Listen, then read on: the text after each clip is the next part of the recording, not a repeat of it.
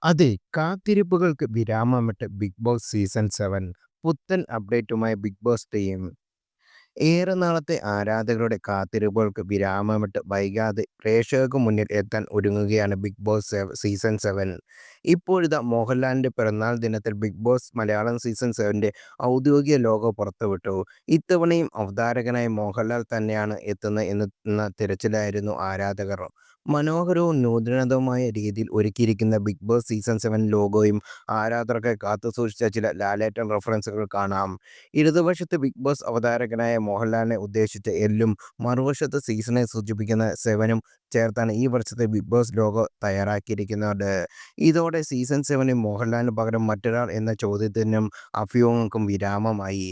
കുറേക്കൂടി മോഡേണും യൂത്ത്ഫുള്ളും വൈബ്രന്റുമായ ഒരു ഡിസൈനിങ് സീസൺ 7നായി ബിഗ് ബോസ് ടീം ഒരുക്കിയിരിക്കുന്നത്. ലോഗോ പുറത്തു വന്നതോടെ ഷോയിൽ ആരൊക്കെ മത്സരാർത്ഥികളായി എത്തും എന്ന തരത്തിലുള്ള ചർച്ചകളും സജീവമായി നടക്കുന്നു.